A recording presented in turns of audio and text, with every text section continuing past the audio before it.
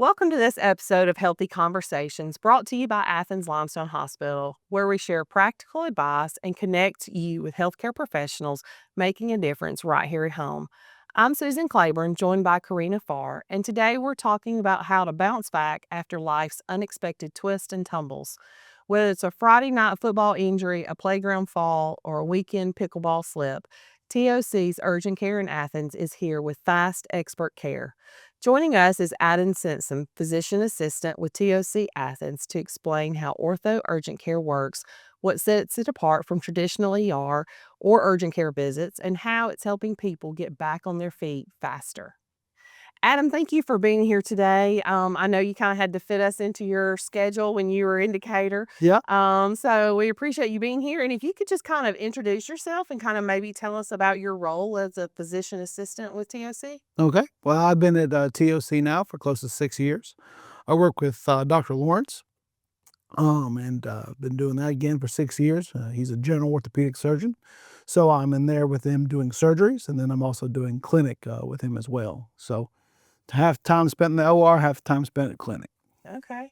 Well, TOC has kind of opened up something new, Ortho Urgent Care. I guess is it maybe less than a year old? Is that? Yeah, we've started this. We've had it off and on through TOC in general, but though over in the Athens location, that's something new here in the past 6 months or so.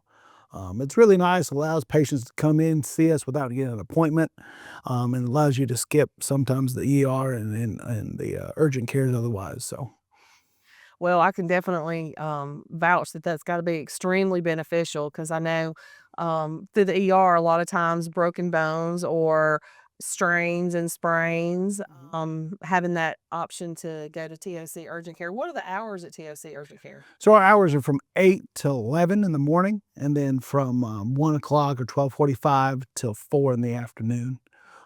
So that's our hours. Yep. Monday through Friday? Monday through Monday through Thursday. On Fridays, we're only open in the mornings, so it's from 8 till 11. Okay.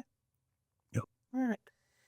Well, TOC is obviously well known, across North Alabama. Um, but explain kind of how the TOC urgent care is different than a traditional urgent care. So traditional urgent care will see all things from sinus infections and all kinds of different things, whereas orthopedics we're just seeing broken bones, strains, and such like that. Mainly dealing with the appendages, meaning the arms or the legs. If you have anything wrong with the face or the chest, you're better off going to either the ER and urgent care. The nice thing about us there at the urgent care is we've got all of our braces, our splints, and stuff like that, so we can get you the right splint, what you need right then, right there. We can cast you if need be, or we can put a splint on you if need be there too. It also means that if you have a non-fractured or ligamentous usually injury, we can start the process of getting an MRI faster. It also means that if you do have a fracture that's bad enough that needs surgery, instead of going to the ER, coming to see us the next day and then scheduling surgery, we can get you into surgery even faster. Usually, if those fractures are that bad, the faster you get into the surgery, the better off you're going to feel, end all be all, so we can get you there, getting the recovery faster that way. Yeah, I'm kind of, I guess we kind of all experienced that traditional go to the ER and you got to follow up with your ortho the next day or something like that. So I can definitely see where this is beneficial. Well, we're kind of going back to school. And so obviously sports are in full swing, which they really don't stop They too really much. don't. They They really don't stop don't. anymore. It's usually year round. But yeah, you do see an uptake when school starts, especially as school football starts back up. What are the most common things that you see? Usually it's either knees or shoulders, as far as like a ligamentous injury or knee sprain or shoulder sprain. But a lot of times you get fractures too, unfortunately. Usually that'll be in the hands or the wrist or the ankle or foot. So not too often you get knee or shoulder fractures from football. You get the occasional clavicle. Um, but those are the usual things we see from the football injuries. Okay. Are there any practical tips you would give people on how to prevent these injuries from happening, the really common ones in sports? A lot of called prehab stuff. A lot of your schools around here, especially that have football, have athletic trainers that can be helpful in preventing some of these things. Working on doing some stretching, doing some balancing exercises, especially for the lower body or lower extremity. In my previous time before being a PA, I was an athletic trainer for 10 years at Huntsville High School. So I'm pretty familiar with football injuries and what can happen, what can you prevent. Unfortunately, football, sometimes injuries are just non-preventable. I mean, you got guys tackling each other, hitting the ground, and things happen, so to speak. And it seems to be that kids are a lot stronger, a lot bigger, more powerful than maybe they were 10, 20 years ago. So Yeah. I assume that you're seeing more injuries and things from that too, obviously. Yeah, and going back to our year-round sports, you'll see a lot more overuse injuries, especially with it's over. People that do the same sport all the time. That's why we like to encourage kids to do multiple sports, so you don't have the same repetitive injuries all the time. Usually your big ones for repetitive would be baseball or throwing sports, softball as well. A lot of times cheer though too. We'll be on there doing cheer all the time. They'll have a lot of lower extremity ankle injuries usually. They just never quite get better because they keep doing the same thing over and over again. Yeah, you don't think about some of the cheer injuries, but if you watch a cheer group, most of them have their ankles taken up. Yes, they do. All that. Tumbling. Or their wrist. Yep. Yeah. Um, so with fall, like I said, they are kind of a full swing. What are maybe some proactive steps that parents can take or parents can help their children take? Like I said, stretching is a good one. Balancing is a good one. Making sure your kids are not overdoing some of their sport activities, and just keeping an eye on them. You know what? Sometimes they'll start something easy and that's easy to treat that you kind of put off because you've got the next big game or the next big competition, the next big whatever, and it kind of builds on itself. That by the time you come to me, unfortunately, the only thing I've got really for you is to take a break. And parents never want to hear that. Kids never want to hear that. But some of these overuse injuries, the only thing you can do is to just ease off the activity. Which, if you get to it sooner, you can kind of treat it sooner. You can kind of get them through that before that has to be the case. Yeah, there's a lot about sports, but also going back to school, you have little ones and playgrounds and just falls and things that happen there. Is that something you also see an uptick in? Oh, yeah. School gets Yeah. back. Yeah, especially the little kids are called buckle fractures, which is when the kids are small, especially in the younger age, below 10-ish or so, their bones are a lot more cartilaginous and they give more. So they'll fall and it won't look like a traditional break, but the bone will give a little bit. It's called a buckle fracture. You'll see it on an x-ray, a little divot in the bone, so to speak. Luckily for us, those are easy to treat. You put those usually in a cast and kids do great with them. That being said, if you don't treat it in time and the kids keep doing it, that buckle fracture can turn much worse. And now you can have a possible surgical outcome, in which you never want to do on a kiddo if you can avoid it. So Yeah. Yeah, I've seen before, even in really little ones with injuries, it's hard to know whether it's a break or is it, a sprain, or did they just get a bruise? So maybe they're upset about it. At what point would you tell people to come in? usually if you got a kid that's got a joint that's swollen and bruised, bring them in. If you got swelling and bruising, it's almost always going to be broken. If you want to wait and see, which I don't mind, I do that sometimes with my children at home. The big thing I ask the patient, especially kids, is it any better today? If it's just a small break, a small sprain or we call contusion or bruise, you'll feel much better the next day. If they wake up the next day and they're like, "Mom or Dad, this isn't any better. I can't move it. Don't want to move it," bring them in. Let's get a quick X-ray. Yeah, I think we all need to hear that sometimes. I'm a newer mom and I'm kind of taking notes, preparing myself for the first ER visit or maybe urgent care visit now that we have that option.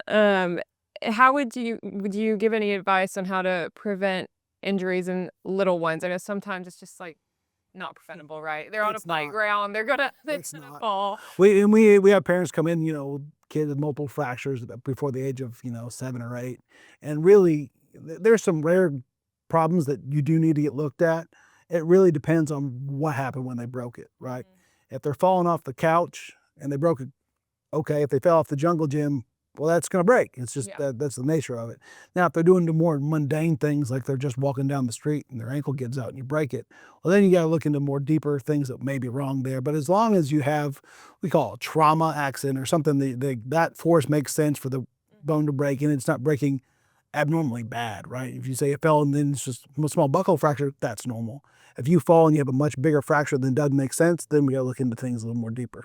How would you prepare the parents for those visits, that first visit, what to expect, how to handle it? Usually they're pretty anxious, and you got to tell them, again, these buckle fractures, they're about the easiest thing they are to treat. And the younger the kids are, the easier it is for a treat. If you got a 3-year-old with a small buckle fracture, in 2 weeks, 3 weeks, they're back to normal. Like it didn't even happen. Most of the time, there was going to be no adverse reactions going forward in their growth development. Occasionally, you'll get some stuff going that way, and we'll treat that a little more conservative than normal. But most of these are just small buckle fractures that they kids will just pick up and keep going like you wouldn't happen. And those are those that early intervention is important for. Yeah, early splinting and bracing and casting, it will really help them on that journey, getting better faster. Because you do see some of these younger kids, especially maybe elementary age, that are playing like a lot of the sports, that they're still growing. So they do kind of get a lot of these where they kind of have to take a week or two off, get put in a little foot brace or something to keep it from getting worse. Yep, a little boot action. And that's always hard for them because they, sometimes these seasons are only 6 weeks. And if you come in with a small fracture, and I tell you it's going to be 4 weeks, there goes their season. It's a little rough.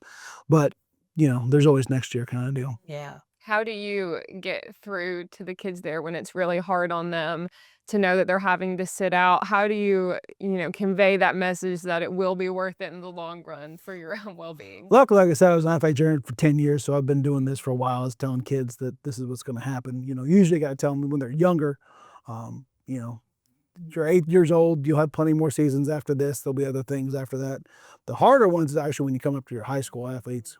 When you come to your kids that are trying to get into college and they've got a bad injury, senior or junior year, and you have to go look at them and go, I'm sorry, but your season's done. I mean, there's just no way to keep going on this thing. Those are the much tougher conversations to have. I've had them before, but they're tough to have.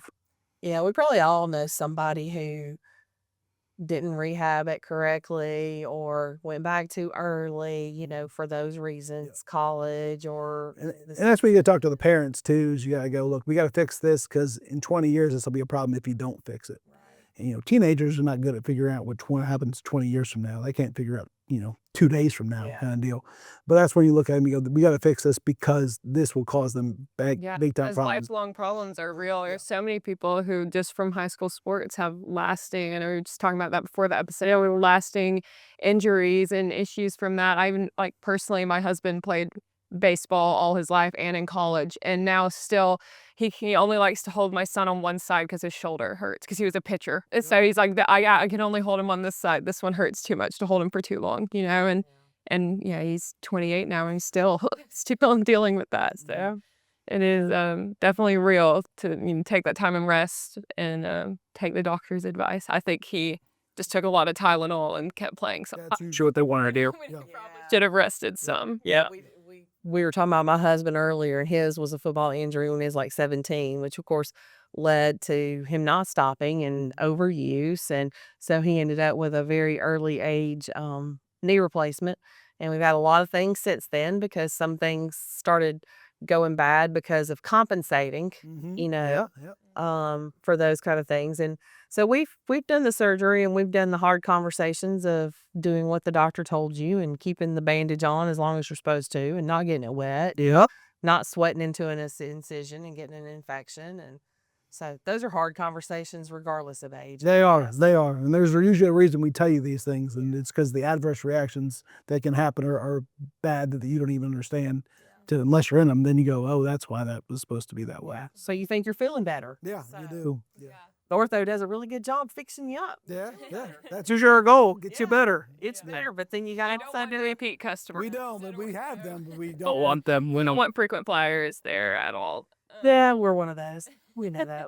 So we talked a lot about kids and high schoolers, and I want to talk more about adults and even senior adults. We have a lot of active adults here in the community. We have a really big pickleball community. A lot of people who like to walk. We talked about silver sneakers earlier. With those kind of injuries that happen when you're older, can you talk about common issues you see, how important the rehab process is to that. Just touch on that a little bit. Yeah, a lot of times you'll see, especially in the older population, you'll see arthritic flare. Usually happens in the knees just because they're the weight-bearing ones. Um, so a lot of times I tell them to try to back it down with ibuprofen or anti-inflammatories if they can.